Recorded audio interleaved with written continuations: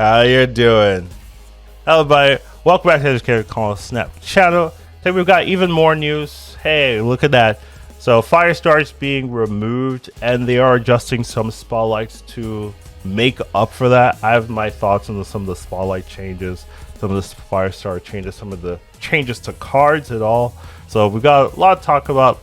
Let's get started.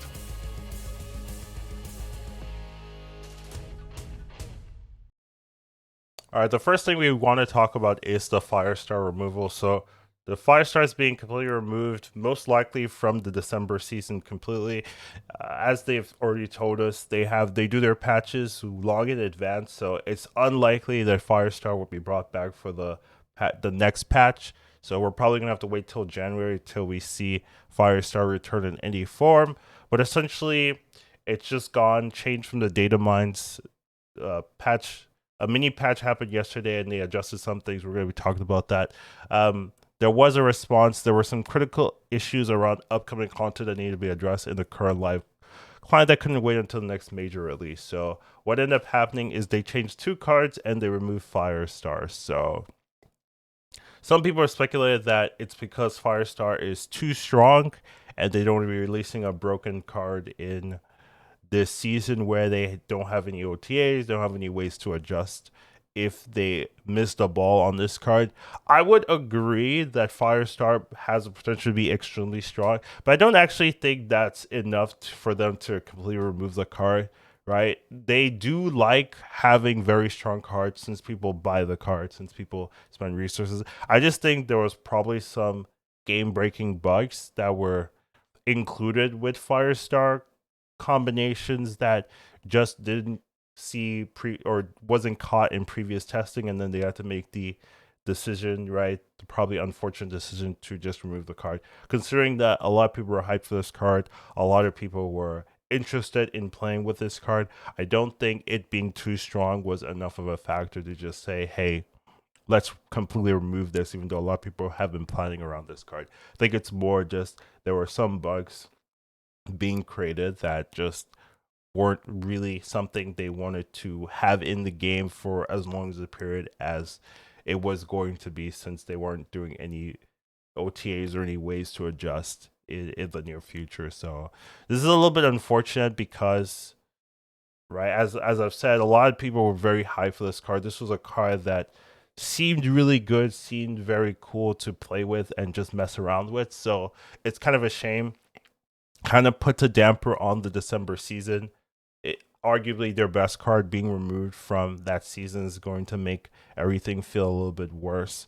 But this isn't the only change that was happening. Because Firestar was removed, they have to replace Firestar with a different card or move things around. So what they ended up doing was they have adjusted the spotlights to accommodate. This is a good reason. This is a good example why I don't do the spotlights ahead of time, because hey, let's say I made a video last week about, hey, the spotlights for December, then bam, I get hit with this, and then I have to change everything. So as we can see, Blob was adjusted to Man Thing. So I do have the first week and second week. Third and fourth week did not get adjusted, but the first 2 weeks did, to accommodate. So Firestar was in the second week. What they did was, instead of Firestar, they moved it to Blob. Blob is the one that makes the most sense, since Blob is a new card, and the first week they have had the criteria of having non-new cards in there. So they go back to that system. Instead of Blob being a new card every week, now they just have Man Thing in there,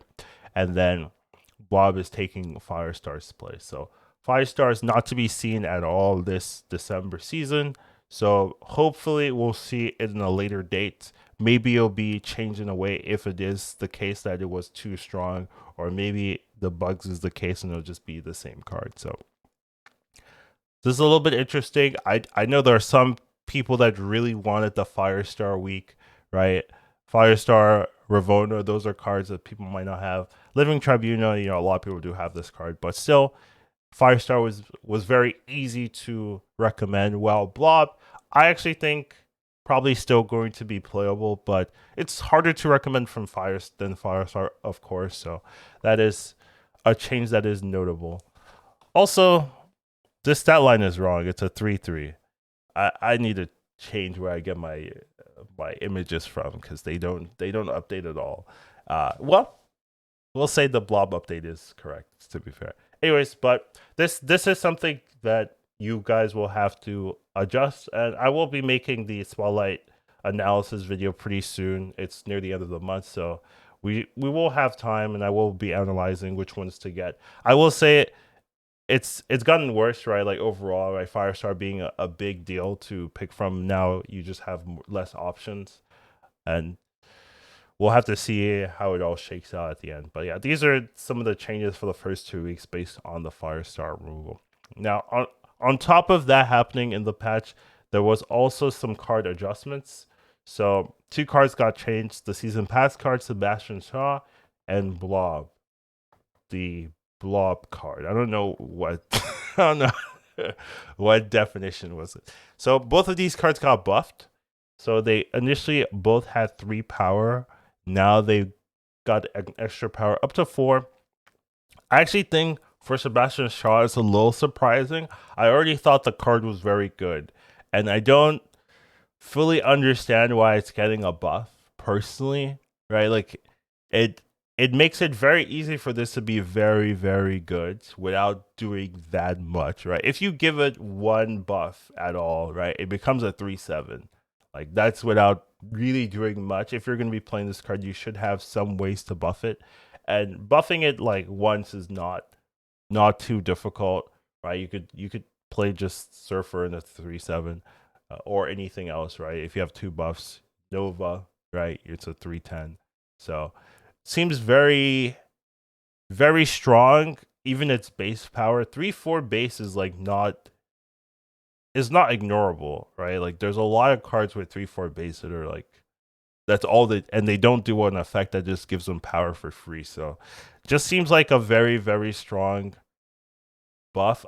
I feel unnecessary. I think even with it being a 3/3, it would still be very strong. So I'm kind of surprised to see this buff personally, but we'll have to see how it actually plays out in game. Obviously, cards that are combo cards, which Sebastian Shaw is, always tend to perform a little bit less consistently than cards that don't need anything in any extra tools to just be strong. So we'll just have to see how it actually plays out. But my initial impression is like this feels like it was already going to perform well in the game without this buff at all. Now, Blob, I would say, is a little bit different. However, Blob does have the potential to be like a very obnoxious card that can guarantee wins in a lane, right? So the key thing with Blob is that it does require some setup. You do need to design a deck that can take advantage of it. However, the decks you design aren't necessarily that hard to do with Blob, because how much power do you need on Blob for it to be good, right? Like if you're actually thinking about it, right? A lot of people are thinking, hey, play in Hela, play it in Shuri decks that have a lot of like generic buffs or generic like big value. But if this card is a 6/14, isn't that like just pretty good? And it's so easy to get 10 power left in your deck without doing anything else. Like how much power are you leaving in your deck on average? It's pretty high if you actually play some example games and just see what's left in your deck. Like very often you'll have like 12 plus power left, right? So it just creates a scenario. If you just work a little bit into the Blob archetype, you can easily have like 15 plus power left in your deck, like consistently, if you're having some synergies without like gimping your deck or making your deck unplayable. There's a lot of high powered 1s and 2s and 3s that you can just put in there that doesn't make your deck horrible, but just makes Blob much better. And if you can consistently say every time I play this is a 6/20 or a 6/19, like that is very strong. That is very good. So just raising the base power just makes it like more likely that you'll have those scenarios where you just have enough to beat your opponent. So it's an interesting one, considering that we haven't play tested this and we haven't like built decks fully embracing both of these cards. But it looks like in their playtesting, whoever's doing their playtesting, these cards need a little bit of help. So overall, I'm surprised, but for Blob, it's like, yeah, we'll see. And then Sebastian Shaw, I'm like, more like this doesn't feel like it's needed for Shaw, but it is the season pass card. They do tend to want to make the season pass card a little bit overpowered and a little bit underpowered. So that's probably the case there. But those are my thoughts on those two adjustments, and I do wonder.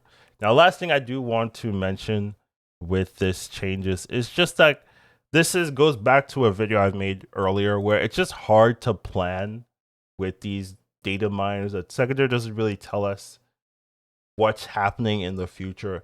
In terms of mentioning what's going to happen, they usually tell us the month of, right? So usually for December, they'll say, hey, these are the new December season reveals, right? But if you're the way the spotlights work, you have to kind of plan in advance, and knowing that the month of is not enough time to really plan efficiently, especially if you're not like looking through websites or checking out other content creators that give you that information. It's really hard to exactly plan for it. And then when things change, right, that messes people up. I remember when Man-Thing was coming out, it was coming out with this particular variant, right? And I think a lot of people like this variant. It comes from comic books, right? If you read comic books, you're like, oh, I remember this. This is really cool, blah, blah, blah, blah, blah. And then it got changed for Iron Lad, since a lot of people didn't have Iron Lad, and people were like, hey, I really would like Iron Lad.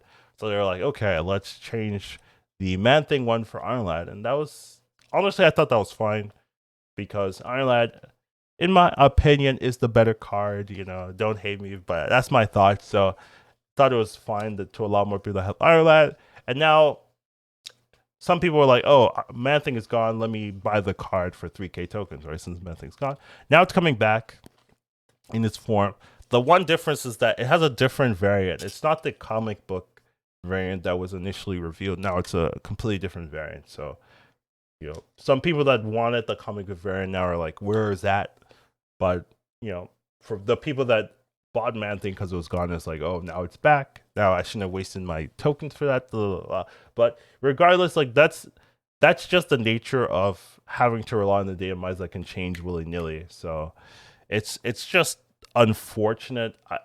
I would love it if there was more like consistency, but I don't think things would change even if Secondary are committed to like be more consistent. I still think like, oh, this Firestar problem would have happened regardless, as long as they're giving people breaks, right? This Firestar issue may have just already been created, and then they would have to change things regardless. So it's just the nature of like how the system works, where things can change on the fly, and you don't want to create like new like Daredevil bugs or anything like that. So sometimes you have to make difficult decisions. But just a little bit unfortunate to see how difficult it can be to plan in this system. But this is what I'm here for, just to help people kind of make better decisions and stuff like that. So overall, that's what we got. Firestar changed. What's your thoughts? I'm personally a little bit sad.